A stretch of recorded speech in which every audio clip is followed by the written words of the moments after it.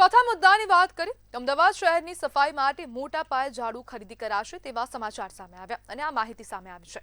અમદાવાદ શહેરનો વિસ્તાર હવે 480 ચોરસ કિલોમીટર થઈ ગયો છે અને સફાઈ માટે શહેરમાં 10,000 થી વધુ સફાઈ કામદારોની ફોજ છે। અમદાવાદ મ્યુનિસિપલ કોર્પોરેશનની મટીરીયલ મેનેજમેન્ટ એન્ડ પરચેસ કમિટીએ 7 લાખ ઝાડુ ખરીદવા માટે 3 કરોડ 29 લાખ રૂપિયાનો ખર્ચ કરવાનો નિર્ણય કર્યો છે, જેમાં 5 લાખ ગોવા ઝાડુ અને 2 લાખ ફોજી ઝાડુનો સમાવેશ થાય છે। આ નિર્ણયને લઈ શહેરના નાગરિકો અને સ્થાનિક વ્યવસાયીઓમાં મિશ્ર પ્રતિક્રિયા જોવા મળી રહી છે, જ્યાં કેટલાકને ખર્ચ માટે ચિંતાઓ છે જ્યારે કેટલાકને કાર્યક્ષમતાના લાભની આશા છે। અને જે પ્રમાણે હવે જે અમદાવાદ શહેર છે તેમાં સફાઈની જે સુવિધા છે તેને લઈને પણ અનેક પ્રશ્ન થાય કે અમુક વિસ્તાર અમદાવાદનો હાલ છે, અમુક વિસ્તાર છે રખિયાલ હોય, સરસપુર હોય કે પછી અન્ય કોઈ વિસ્તાર હોય ત્યાં ગંદકી જોવા મળતી હોય છે, ત્યાં ગટરના પાણીની સમસ્યા હોય છે। વારંવાર તમે જે રસ્તેથી નીકળો તો એ રસ્તેથી તમને દુર્ગંધ આવે અને તેવાની જ વચ્ચે હવે આ ઝાડુ ખરીદવાની એક નિર્ણય કરવામાં આવ્યો છે, ત્યારે તેને જ લઈને અનેક પ્રશ્નો પણ ઊભા થાય છે અને આ જ મુદ્દે આપણી સાથે સામાજિક અગ્રણી મનીષ પટેલ જોડાઈ ગયા છે। મનીષભાઈ, 7 લાખ ઝાડુ માટે 3 કરોડનો ખર્ચ કરવામાં આવશે, શું કહેશો?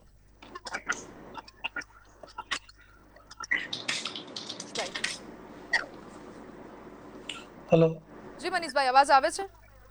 હા, આવે છે બેન અવાજ। મનીષભાઈ, 7 લાખ ઝાડુ ખરીદવા માટે 3 કરોડનો ખર્ચ કરવામાં આવશે, શું કહેશો? બેન, અત્યારે જે કોર્પોરેશન ઝાડુ ખરીદવા માટે જે વિચાર કરી રહી છે, અત્યારે હવે મેનેજમેન્ટ મોટા મશીનરી પર કરવાનું હોય આયોજન, એની જગ્યાએ બહુ નાની નાની વસ્તુમાં ખોટા ખર્ચ કરી રહી છે। અત્યારે સફાઈના નામે માત્ર ફોટા જ છે, દેખાડા જ છે।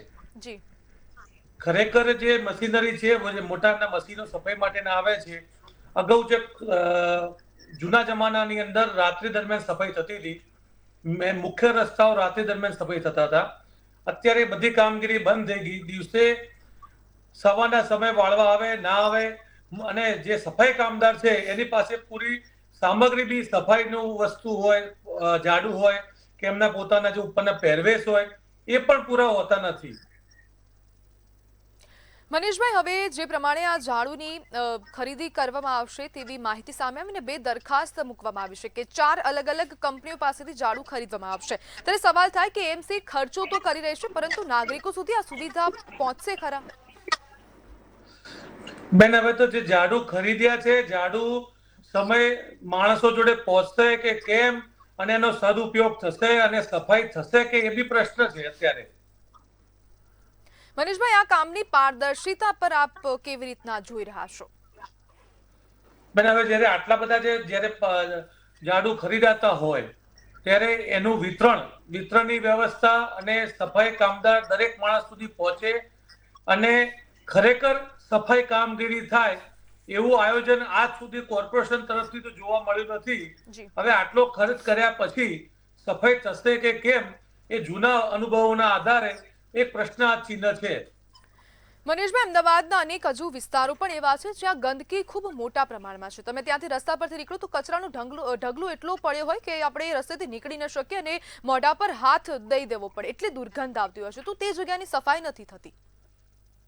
બેન, અત્યારે જે કોર્પોરેશનના જે સફાઈ કામદાર છે એને આ લોકો એક એરિયા ડિક્લેર કરે છે કે તમારે આટલું સફાઈ કરવાની, જ્યારે માણસોનો શોર્ટેજના હિસાબે એ જ માણસની જે ક્ષમતા હોય એના કરતા 3 ગણી કામગીરી આપવામાં આવે છે, જેના કારણે ઘણો બધો વિસ્તાર સફાઈમાં રહી જાય છે।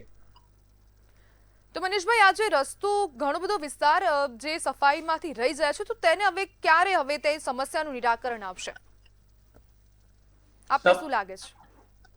અત્યારે આજ સુધીમાં તો સફાઈ માટે જ્યારે ફરિયાદ કરીએ ત્યારે માણસો સફાઈ કામદાર જે છે ખરેખર સવાર સાંજ 2 ટાઈમ હોય વિસ્તાર વાઇઝ, પણ સવાર એક ટાઈમ આવે પછી બાકીના સમયમાં તો સફાઈ કામદાર જોવા બી મળતા નથી। જી બિલકુલ મનીષભાઈ, જોડાવા બદલ આપનો આભાર।